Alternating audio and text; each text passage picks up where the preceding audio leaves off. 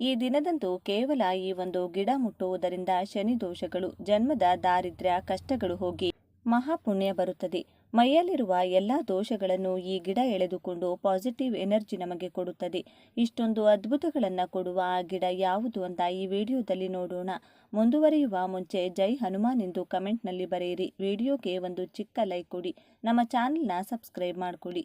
ಹನುಮ ಸರ್ವ ದೇವತಾ ಸ್ವರೂಪನು, ಹಾಗಾಗಿ ಅವರನ್ನ ಪೂಜಿಸಿದ್ರೆ ಸಕಲ ದೇವತೆಗಳನ್ನ ಪೂಜಿಸಿದ ಫಲ ಸಿಗುತ್ತದೆ. ಹನುಮನನ್ನ ಪೂಜಿಸುವ ಮನೆಯಲ್ಲಿ ಲಕ್ಷ್ಮೀದೇವಿ ಶಾಶ್ವತವಾಗಿರುತ್ತಾಳೆ. ಪಾಂಡವರು ಹನುಮನನ್ನ ಪೂಜಿಸಿ ಯುದ್ಧದಲ್ಲಿ ಗೆಲುವು ಸಾಧಿಸಿದರು. ಹನುಮನನ್ನ ಪೂಜಿಸಿದರೆ ಭೋಗಭಾಗ್ಯಗಳು ಬರುತ್ತದೆ, ಸಕಲ ಕೋರಿಕೆಗಳು ಈಡೇರುತ್ತದೆ. ಭೂಮಿಯ ಮೇಲೆ ಎಲ್ಲ ಸುಖಗಳು ಅನುಭವಿಸುತ್ತಾರೆ. ಸಂತಾನ ಪ್ರಾಪ್ತಿಯಾಗುತ್ತದೆ. ಗಂಡ ಹೆಂಡತಿ ಮಧ್ಯೆ ಅನ್ಯೋನ್ಯತೆ ಬೆಳೆಯುತ್ತದೆ. ಸಾಲಬಾಧೆ ನಿವಾರಣೆಯಾಗುತ್ತದೆ. ಒಳ್ಳೆಯ ಕೆಲಸ ಸಿಗುತ್ತದೆ. ವ್ಯಾಪಾರದಲ್ಲಿ ಲಾಭ ಹೆಚ್ಚಾಗುತ್ತದೆ. ರಾಜಕೀಯದಲ್ಲಿರುವವರಿಗೆ ಪದವಿ ಸಿಗುತ್ತದೆ. ವಿವಾಹ ಯೋಗ ಕೂಡಿ ಬರುತ್ತದೆ. ದೀರ್ಘಾಯುಷ್ಯ ಬರುತ್ತದೆ. ಮೃತ್ಯು ದೋಷ ನಿವಾರಣೆಯಾಗುತ್ತದೆ. ಶನಿ ಬಾಧೆ ನಿವಾರಣೆಯಾಗುತ್ತದೆ. ಹನುಮನಿಗೆ ಸಂಖ್ಯೆ 5 ಅಂದರೆ ತುಂಬ ಪ್ರೀತಿ. ಹಾಗಾಗಿ ಅವರ ದೇವಾಲಯದಲ್ಲಿ 5 ಪ್ರದಕ್ಷಿಣೆ ಮಾಡಿದರೆ ತುಂಬ ಒಳ್ಳೆಯದು. ನೀವು ಹನುಮನಿಗೆ ಸಮರ್ಪಿಸುವ ಹೂಗಳು ಅಥವಾ ತಾಂಬೂಲ ಅಥವಾ ಹಣ್ಣುಗಳು ಎಲ್ಲವೂ ಕೂಡ 5ರ ಸಂಖ್ಯೆಯಲ್ಲಿರುವಂತೆ ನೋಡಿಕೊಳ್ಳಿ. ಹನುಮನಿಗೆ ಹೂಗಳಲ್ಲಿ ಪಾರಿಜಾತ, ತಾವರೆ, ಮಲ್ಲಿಗೆ, ನಂದಿವರ್ಧನ, ದಾಸವಾಳ, ಕನಕಾಂಬರ ಹಾಗೂ ಎಕ್ಕದ ಹೂಗಳೆಂದರೆ ತುಂಬ ಇಷ್ಟ. ಪತ್ರೆಗಳಲ್ಲಿ ಅಂದರೆ ಎಲೆಗಳಲ್ಲಿ ವೀಳ್ಯದೆಲೆ, ಬಿಲ್ವ ಪತ್ರೆ, ತುಳಸಿ, ನೆಲ್ಲಿಕಾಯಿ ಎಲೆಗಳು, ಗರಿಕೆ, ಮಾವಿನ ಎಲೆ, ಉತ್ತರಾಣಿ ಹಾಗೂ ಅರಳಿ ಎಲೆಗಳು ಅಂದರೆ ತುಂಬ ಪ್ರೀತಿ.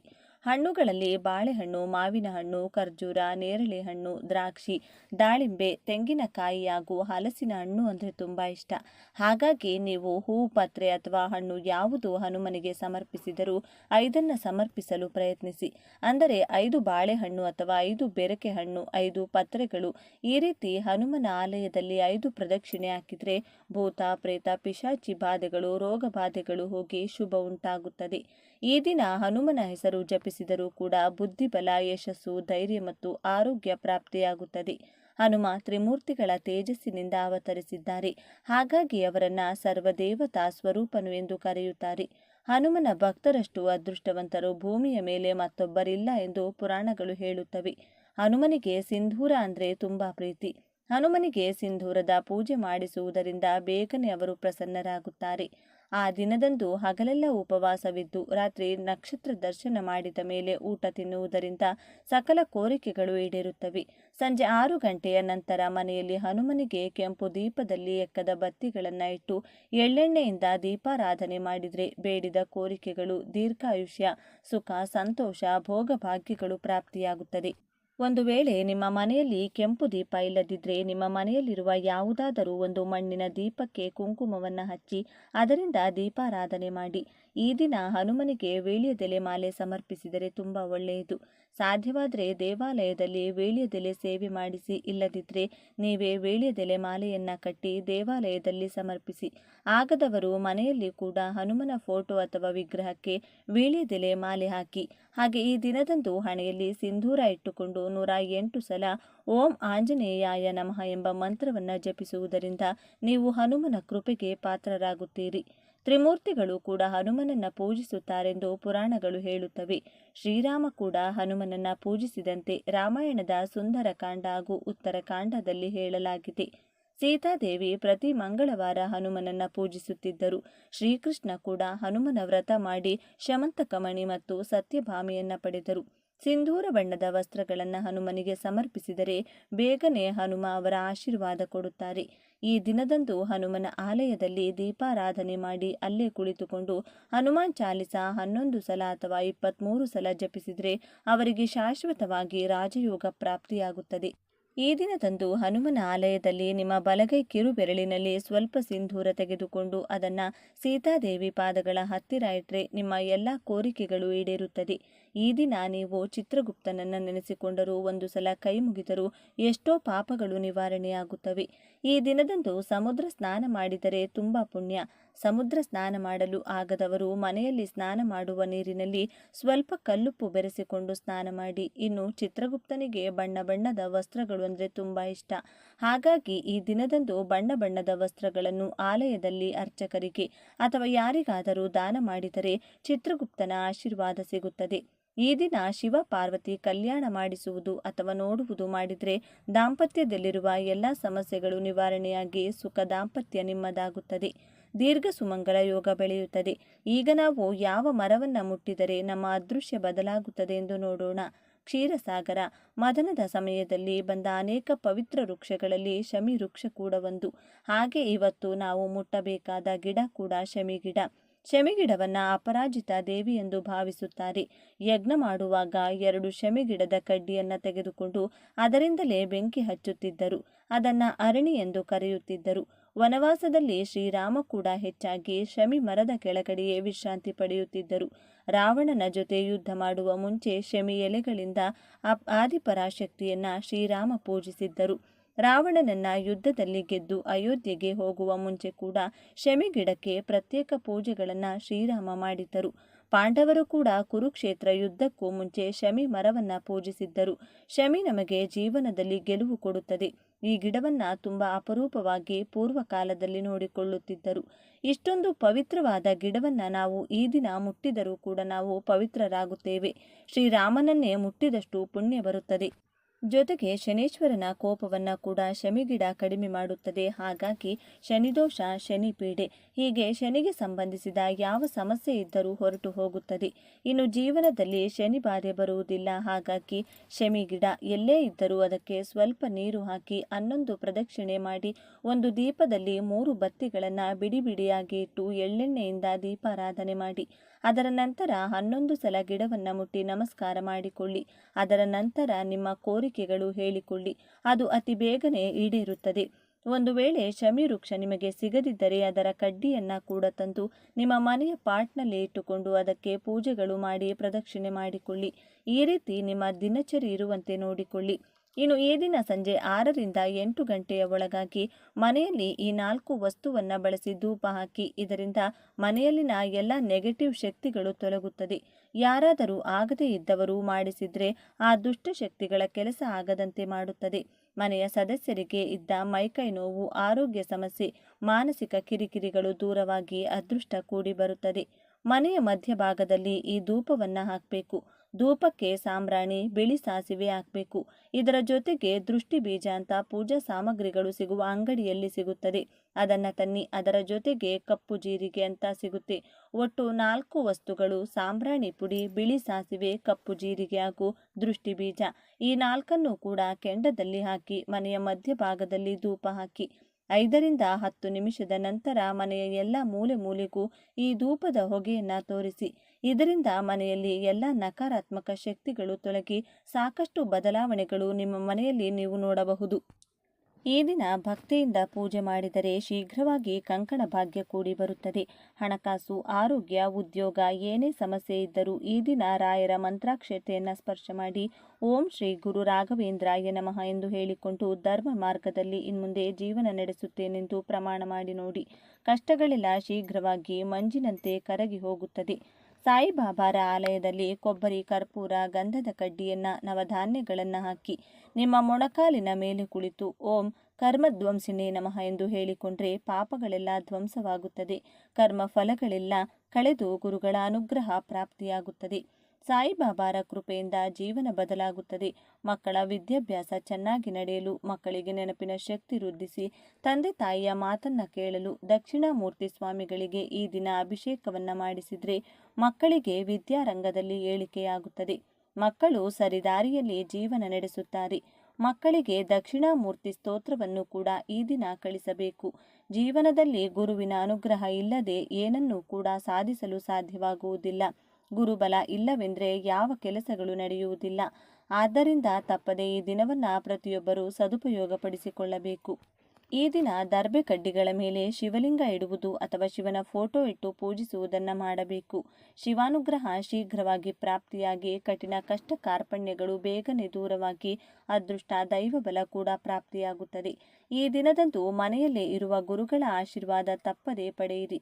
ಮಾತೃದೇವೋಭವ, ಪಿತೃದೇವೋಭವ, ಆಚಾರ್ಯ ದೇವೋಭವ ಎನ್ನುವ ಹಾಗೆ ಮನೆಯಲ್ಲಿರುವ ತಂದೆ ತಾಯಿ, ಅಜ್ಜಿ ತಾತ, ಅಣ್ಣ ಅಕ್ಕರ ಕಾಲಿಗೆ ಬಿದ್ದು ನಮಸ್ಕಾರ ಮಾಡಿಕೊಳ್ಳಿ. ಪಾದಗಳನ್ನು ಮುಟ್ಟಿ ನಮಸ್ಕಾರ ಮಾಡಿಕೊಂಡ್ರೆ ಶುಭ ಫಲಗಳು ಪ್ರಾಪ್ತಿಯಾಗುತ್ತದೆ. ವಿದ್ಯಾರ್ಥಿಗಳು ನಿಮ್ಮ ಶಿಕ್ಷಕರ ಕಾಲಿಗೆ ಬಿದ್ದು ಆಶೀರ್ವಾದವನ್ನು ಪಡೆದುಕೊಳ್ಳಿ. ಈ ದಿನ ಸಂಜೆ ಸಮಯದಲ್ಲಿ ಮನೆಯ ಮೂಲೆ ಮೂಲೆಗೂ ಧೂಪವನ್ನು ತೋರಿಸಿ. ಅಕ್ಕಪಕ್ಕದವರ ದೃಷ್ಟಿ, ಸಂಬಂಧಿಕರು, ಸ್ನೇಹಿತರು ದೃಷ್ಟಿ ಮನೆಗೆ ಹೆಚ್ಚಾಗಿದ್ರೆ ಒಂದು ನಿಂಬೆ ಹಣ್ಣನ್ನು ಮುಖ್ಯ ದ್ವಾರದ ಮೇಲ್ಭಾಗದಿಂದ ಕೆಳಭಾಗಕ್ಕೆ, ಎಡಭಾಗದಿಂದ ಬಲಭಾಗಕ್ಕೆ, ಬಲದಿಂದ ಎಡಭಾಗಕ್ಕೆ 3 ಬಾರಿ ದೃಷ್ಟಿಯನ್ನು ತೆಗೆದು ಕಾಲಿನಿಂದ ತುಳಿದು ಎಸೆಯಬೇಕು. ಇದರಿಂದ ದೃಷ್ಟಿದೋಷ, ಕೆಟ್ಟ ಕಣ್ಣಿನ ಶಕ್ತಿ ಮನೆಯಿಂದ ಶೀಘ್ರವಾಗಿ ಹೊರಟು ಹೋಗುತ್ತದೆ. ಬಿಡಿ ಬಿಡಿಯಾಗಿ ಕುರಿಸಿ ದೀಪಾರಾಧನೆಯನ್ನ ಮಾಡಿಕೊಳ್ಬೇಕು. ದೀಪ ಸಂಪೂರ್ಣ ಉರಿದ ನಂತರ ಆ ದೀಪದಲ್ಲಿ ಉಳಿಯುವಂಥ ಸಾಸಿವೆ ಎಣ್ಣೆಯನ್ನ ಅರಳಿ ಮರದ ಬುಡಕ್ಕೆ ಹಾಕಿ ಬರಬೇಕು.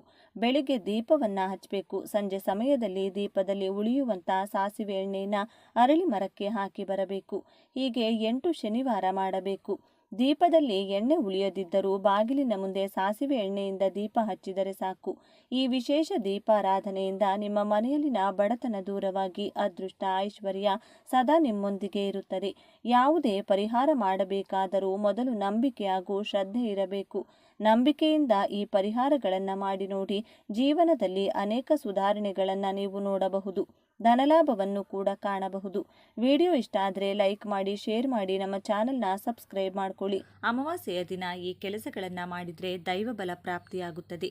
ಈ ನಿಯಮಗಳನ್ನು ಪಾಲಿಸಿ ಅಮಾವಾಸ್ಯೆಯ ದಿನ ಕಪ್ಪು ಬಣ್ಣದ ದಾರದಿಂದ ಈ ಒಂದು ಕೆಲಸವನ್ನು ಮಾಡಿದರೆ ನಿಮಗಿರುವಂತಹ ಕಷ್ಟಗಳು ಕೊಂಚವಾದರೂ ಕಡಿಮೆಯಾಗಿ ಮನಸ್ಸಿಗೆ ನೆಮ್ಮದಿ ಹಾಗೂ ಕುಟುಂಬದ ಏಳಿಗೆ ಅನ್ನೋದು ಆಗ್ತಾ ಹೋಗುತ್ತೆ.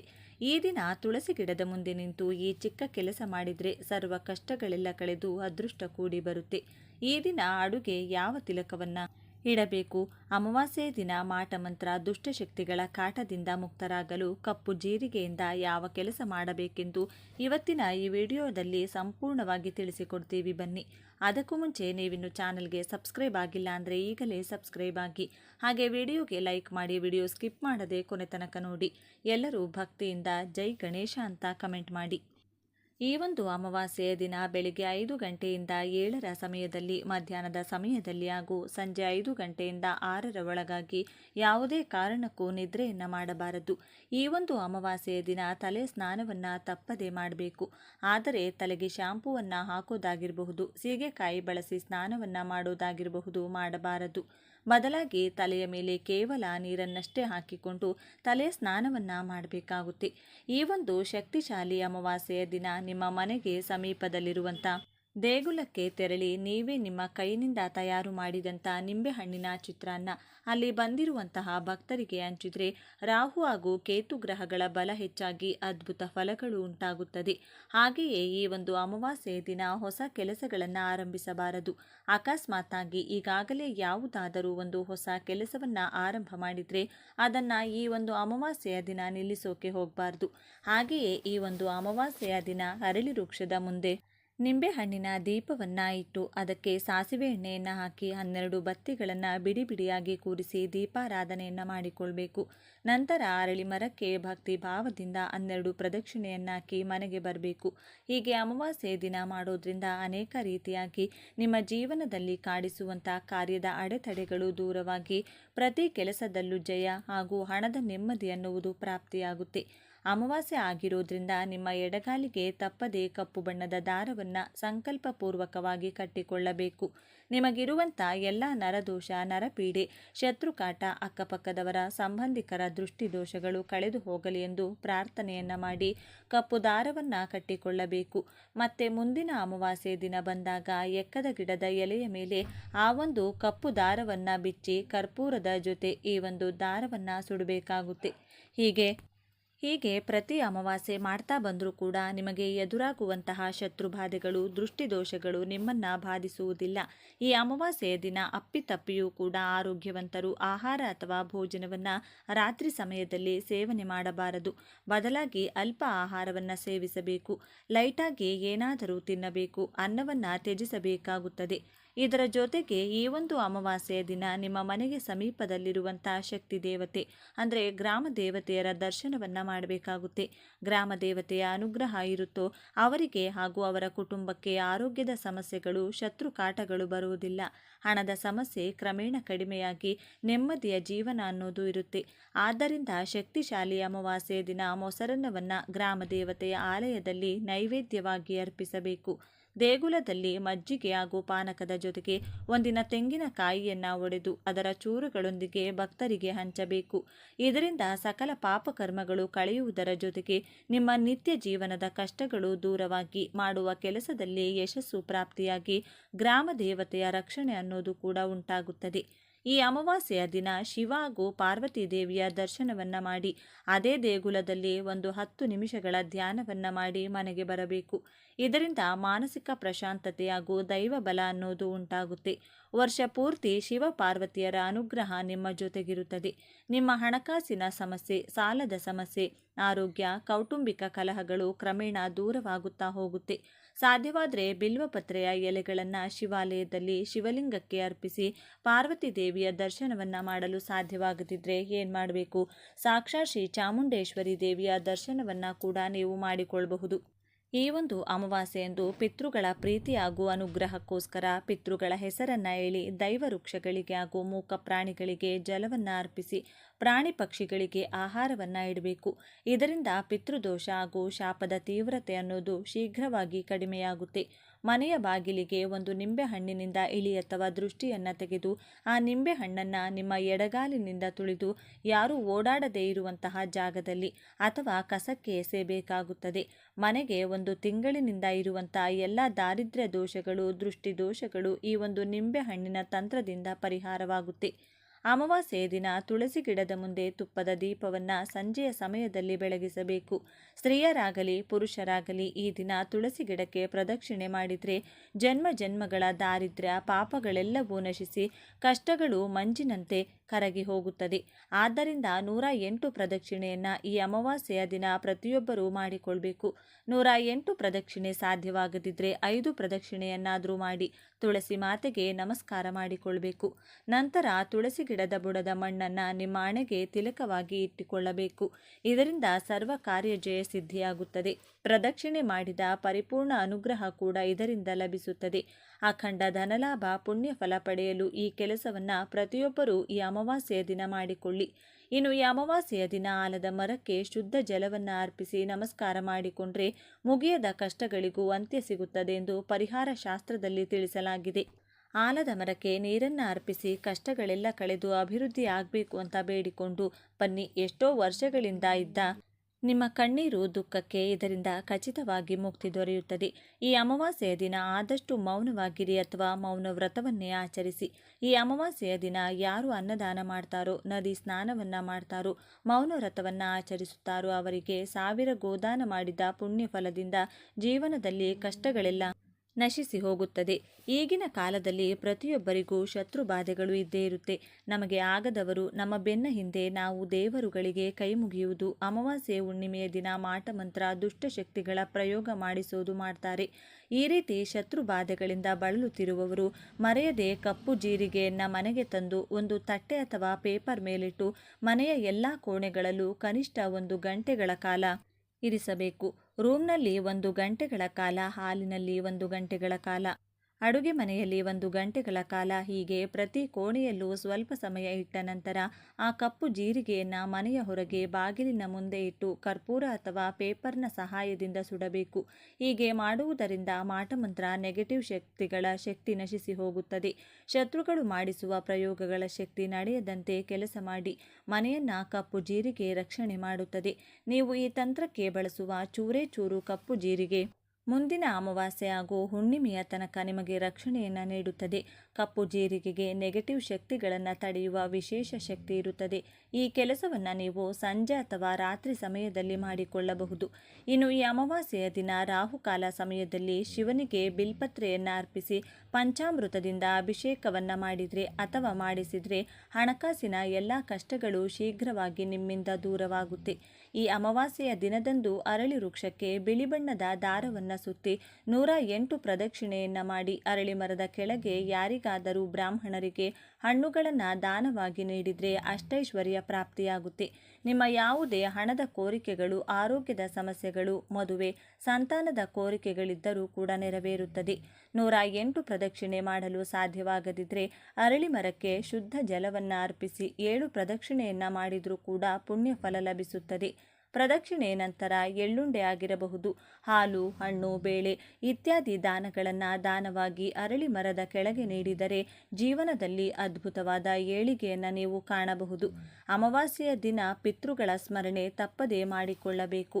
ಪಿತೃಗಳ ಹೆಸರನ್ನ ಹೇಳಿ ಅನ್ನದಾನವನ್ನ ಮಾಡಿದರೆ, ಪಿತೃಗಳಿಗೆ ತರ್ಪಣ ನೀಡಿದರೆ ವಂಶದ ಅಭಿವೃದ್ಧಿಯಾಗುತ್ತದೆ. ಯಾವ ಕೆಲಸ ಮಾಡ್ತೀವಿ ಅಂದರೂ ಕೆಲಸ ಆಗ್ತಿಲ್ಲ, ಬರೀ ನಷ್ಟಗಳೇ ಆಗ್ತಾ ಇದೆ, ಕುಟುಂಬದ ಎಲ್ಲರಿಗೂ ಪದೇ ಪದೇ ಅನಾರೋಗ್ಯ ಬರುತ್ತೆ, ನೆಮ್ಮದಿ ಅನ್ನೋದೇ ನಾವು ಕಂಡಿಲ್ಲ, ಬರೀ ಹಣದ ಕಷ್ಟಗಳೇ ಆಗೋಗಿದೆ, ಮನೆಯಲ್ಲಿ ಶುಭ ಕಾರ್ಯ ನಡೀತಿಲ್ಲ ಅಂದರೆ ಪಿತೃಶಾಪ, ಪಿತೃದೋಷ ನಿಮಗೆ ಇರುತ್ತೆ. ಆ ಎಲ್ಲ ಶಾಪ ದೋಷಗಳಿಂದ ಮುಕ್ತಿ ಹೊಂದಲು ಪ್ರತಿ ಅಮಾವಾಸ್ಯೆ ದಿನ ಪಿತೃಗಳ ಹೆಸರಲ್ಲಿ ಸೇವೆಯನ್ನ ಮಾಡಿ ಅಕ್ಕಿ ಹಿಟ್ಟಿನಿಂದ ದೀಪಗಳನ್ನು ತಯಾರಿಸಿ ನದಿ ತೀರದಲ್ಲಿ ಬೆಳಗಿಸಿ. ಈ ದಿನ ಪಿತೃಗಳ ಹೆಸರನ್ನ ಹೇಳಿದ್ರೂ ಕೂಡ ಪಿತೃಶಾಂತಿ ಆಗುತ್ತೆ. ಮನೆಯಲ್ಲಿ ಶಿವಲಿಂಗ ಇದ್ರೆ ಶಿವಲಿಂಗದ ಸುತ್ತ 4 ಕಡೆ 4 ತುಪ್ಪದ ದೀಪಗಳನ್ನು ಬೆಳಗಿಸಿ ಹಾಲಿಗೆ ಮೊಸರು ಹಾಗೂ ಜೇನುತುಪ್ಪವನ್ನು ಬೆರೆಸಿ ಶಿವಾಭಿಷೇಕವನ್ನ ಮಾಡಿದರೆ ವರ್ಷ ಪೂರ್ತಿ ನೀವು ಮಾಡುವ ಯಾವುದೇ ಕೆಲಸದಲ್ಲಿ ವಿಘ್ನಗಳು, ಅಡ್ಡಿ ಆತಂಕಗಳು ಬರುವುದಿಲ್ಲ. ಪ್ರತಿ ಕೆಲಸದಲ್ಲೂ ಅಖಂಡ ಯಶಸ್ಸು ಲಭಿಸುತ್ತದೆ. ಇನ್ನು ಕೊನೆಯದಾಗಿ ಈ ಅಮಾವಾಸ್ಯೆ ಈ ಎಲ್ಲ ವಿಧಿವಿಧಾನಗಳನ್ನು ಪಾಲಿಸಿದ ನಂತರ ಬೆಳಿಗ್ಗೆ ಬೇಗನೆ ಎದ್ದು ನವಗ್ರಹ ದೇಗುಲಕ್ಕೆ ತೆರಳಿ ಪ್ರದಕ್ಷಿಣೆಯನ್ನ ಮಾಡಬೇಕು. ಕಪ್ಪು ಎಳ್ಳನ್ನು ಶನಿದೇವರ ಮುಂದೆ ನಿಮ್ಮ ಕೈ ಮುಷ್ಟಿಯಷ್ಟು ಇಟ್ಟು ನಮಸ್ಕಾರ ಮಾಡಿಕೊಂಡು ಬರಬೇಕು. ಇದರಿಂದ ಶನಿದೇವರ ಕೃಪಾದೃಷ್ಟಿ ನಿಮ್ಮ ಮೇಲೆ ಬಿದ್ದು ಜಾತಕ ದೋಷಗಳ ಜೊತೆಗೆ ಶನಿ ದೋಷಗಳು ಕೂಡ ಕಳೆಯುತ್ತದೆ. ನೋಡಿದ್ರಲ್ಲ, ಅಮಾವಾಸ್ಯೆ ದಿನ ಯಾವೆಲ್ಲ ವಿಧಿವಿಧಾನಗಳನ್ನು ಪಾಲಿಸಬೇಕು ಅಂತ ಇವತ್ತಿನ ಈ ವಿಡಿಯೋದಲ್ಲಿ ತಿಳಿಸಿಕೊಟ್ಟಿದ್ದೇವೆ. ಈ ಮಾಹಿತಿ ನಿಮಗೆ ಇಷ್ಟವಾದರೆ ತಪ್ಪದೆ ಜೈ ಶನಿದೇವ ಅಂತ ಬರೆದು ಈ ವಿಡಿಯೋಗೆ ಒಂದು ಲೈಕನ್ನು ಕೊಡಿ. ಮುಂದಿನ ಬಾರಿ ಮತ್ತೊಂದು ವಿಶೇಷ ಮಾಹಿತಿಯೊಂದಿಗೆ ಭೇಟಿಯಾಗೋಣ. ಧನ್ಯವಾದಗಳು ಸ್ನೇಹಿತರೆ.